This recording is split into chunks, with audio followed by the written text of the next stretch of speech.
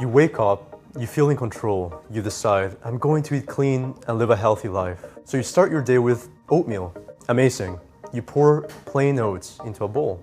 None of that sugary stuff. You slice a banana. Sure, it might be chemically ripened, but it's a good choice. Then milk. Wait, I hope not almond milk, because it most likely has emulsifiers, gums, and stabilizers. Processed. Okay, then what about oat milk? Well, same story, sometimes even worse. Still processed. Alright, final choice, cow's milk. Store-bought? That should be safe, right? Well, to your dismay, ultra-pasteurized, homogenized, fortified, and shelf-stabilized. Again, still processed. Your healthy breakfast score? 4 out of 10. Anyway, no stress, onto lunch we go. You're ready to be healthy. You order a salad, lettuce, tomato, cucumber. No dressing this time because you're learning. You add chicken for protein, but wait, is it packaged? Pre-marinated? Well, welcome sodium bombs. Raw chicken cooked at home, plumped, preserved, and chemically enhanced. Let's try a few croutons on the salad, maybe just a few. And lo and behold, you have a nice dose of processed flours, oils, and preservatives. Lunch score, 4 out of 10. At the end of the day, you tried, you really tried. But unless you grew it and cooked it in your own clay pot, processed chemicals will have found a way in. Technically, all food processing isn't evil. When you blend a smoothie or cook rice, that's processing too, but there's a huge difference between that and ultra-processed foods. Here's a simple test. If you can't make it in your own kitchen with normal ingredients and equipment, it's probably ultra-processed. Can you make Cheetos at home? What about those muffins that last for months? Nope. These require industrial machinery, laboratories, and ingredients you can't buy at a regular store. Ultra-processed foods are basically foods that have been completely broken down and rebuilt in factories. They're more like food products than actual food. And that's exactly the point you should understand. The system's not built for purity, it's built for profit. But awareness?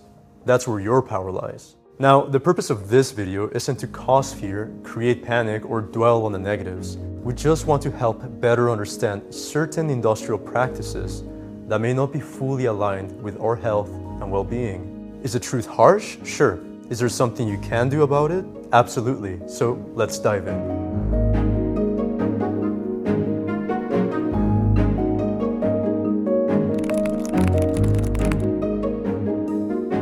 Now, let's see how we got here. In the 1950s to 1970s, the FDA started evaluating the safety of common food additives.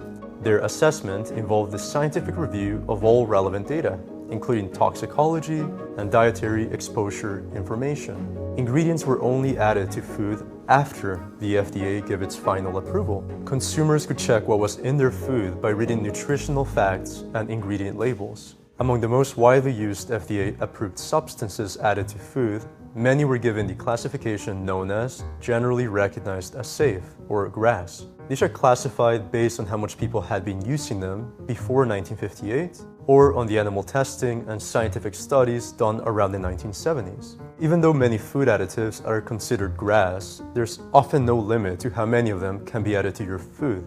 In most cases, the quantity used is based on what's called current good manufacturing practice, which is basically the food industry saying, we'll decide what's reasonable, thanks. Sure, technically, the FDA can remove an additive's GRAS status if new safety concerns come up, but there's a massive blind spot. No one, literally no one, is actually tracking how much of these additives people are eating today. Most were approved between 1970 and 1975, a time when people cooked at home more, relied on fewer packaged foods, and consumed far fewer additives than we do now. Think about it like this. It's like setting speed limits for horses, then never updating them for modern cars. Once an additive is approved, manufacturers can use it in almost anything, from breads and cookies to instant soups, sausages, and frozen meals. But after approval, there's no regular FDA testing, no follow-up sampling, no system to measure how much is too much in today's diet. Let us start this section by clarifying that not all additives are evil. Some genuinely serve a purpose. For example, preservatives help extend the shelf life of food. And nitrates, when added in small amounts to cured meats, help prevent botulism, a rare but dangerous bacterial illness. Additives like these are meant to protect us and have saved lives by extending shelf life and reducing contamination. But that's only one side of the story. Many other additives, on the other hand, don't protect you, but exist to make food look better, taste better, or feel smoother. They make food more marketable, not more nutritious. Most of these are frankly unnecessary. Here's the part that really matters though. Ultra-processed foods, the ones packed with these unnecessary additives, are now being closely linked to major health issues. We're talking about higher risks of heart disease, diabetes, mental health disorders, and even early death.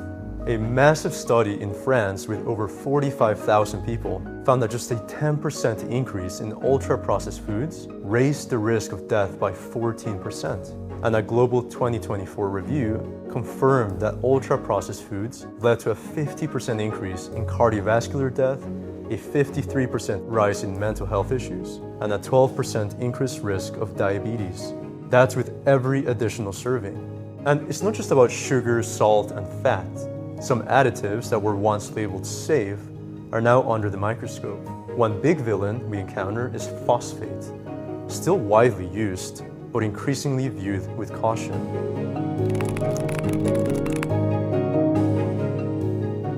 A 2023 study in the Journal of Renal Nutrition looked at over 3,400 US packaged foods. The findings? Over 50% contain phosphate additives. Manufacturers love phosphates because they're incredibly versatile. They act as stabilizers, thickeners, emulsifiers, helping oil and water mix, and even pH adjusters, texture enhancers, flavor enhancers, antioxidants, preservatives, and coloring agents. Many do multiple jobs at once, making them a one-stop shop for food processing. But then the problem is that many health issues we're seeing with ultra-processed foods seem to trace back to high levels of these inorganic phosphates. Yet there's an important distinction here.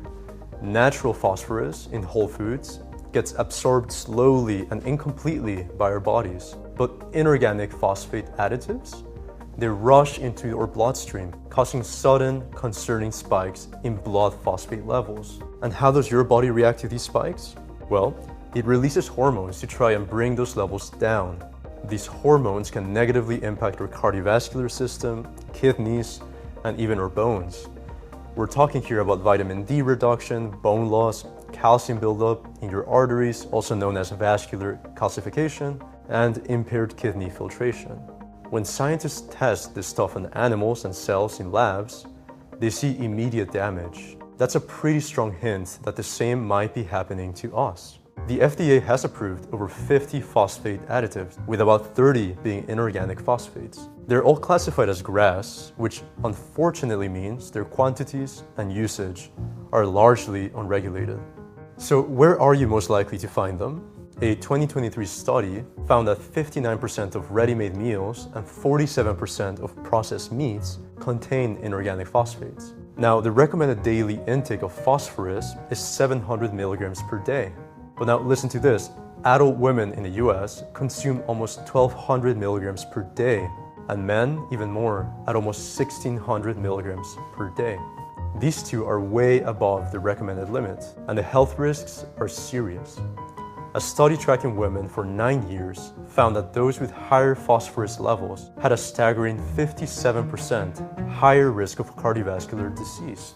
Another US study tracking nearly 10,000 adults showed that your risk of dying starts to increase sharply once you hit 1,400 milligrams of phosphorus per day.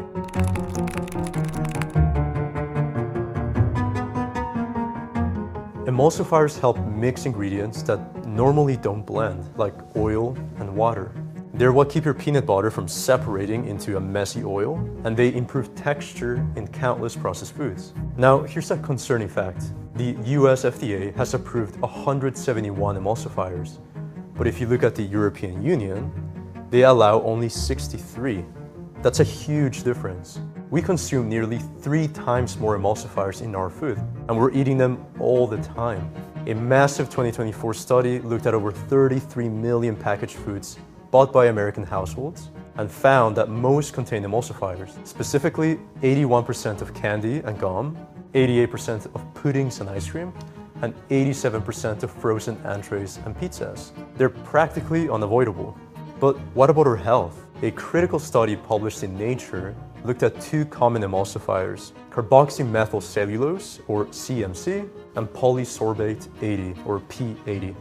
So when added to mice's drinking water at just 1% concentration, the results were alarming. Harmed gut bacteria, intestinal inflammation, toxins entering the bloodstream, increased appetite and weight gain, basically obesity, and it gets much worse. These negative effects lasted at least 6 weeks after stopping the emulsifiers, showing long-term damage. For context, the FDA allows up to 1% of P80 to be added to food, and CMC, being GRAS, can reach up to 2%. And it's not just in mice. A controlled human study tested 16 healthy adults. One group ate 15 grams of CMC per day, mimicking what a heavy processed food consumer might eat. They observed decreased gut bacteria diversity, lower levels of short-chain fatty acids, erosion of the intestinal protective lining, and bacteria infiltrating the gut barrier. This signals gut dysfunction, which can lead to chronic inflammation. The researchers concluded that having emulsifiers in our food might be a major reason why we're seeing so many chronic inflammatory diseases nowadays. The Nature study authors point out a huge safety testing issue. Many emulsifiers received GRAS status long ago without careful modern testing. Traditional FDA tests focused mainly on acute toxicity and cancer, not long-term, low-dose chronic effects like inflammation, gut damage, or metabolic issues. Their bottom line is that those old testing methods probably aren't good enough for how much processed food we're eating today.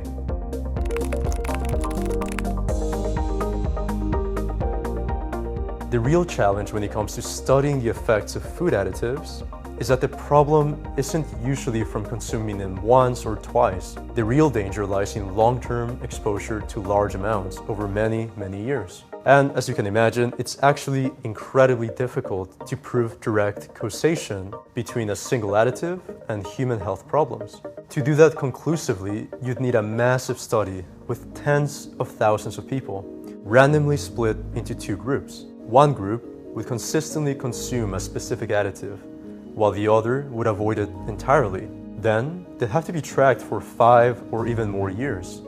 This is logistically and ethically incredibly difficult to pull off. This is the same reason it took decades to conclusively prove that smoking caused lung damage, since that too is a long-term issue. The challenge is further compounded because people eat such a wide and varied range of foods every single day. Even something as seemingly simple as white bread can have different ingredients depending on the brand or even the bakery where it's made. This makes it really hard to isolate the impact of any single additive. If you're eating dozens of different processed foods each week, how do you pinpoint which single ingredient is causing an issue? Moving on to an even bigger concern, additives may interact with each other in ways we don't yet understand.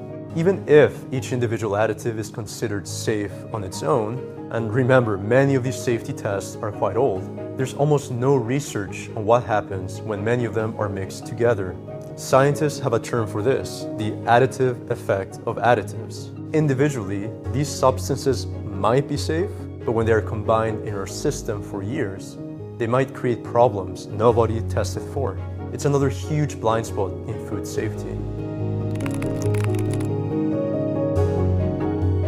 We can always make mindful choices. Fundamentally, our bodies were simply not designed to eat processed food. We can better handle what exists in nature rather than artificial creations. Now, we know that for many people, preparing every meal from scratch just isn't feasible. Busy schedules often mean we need to rely on some convenience items, and that's unavoidable for many.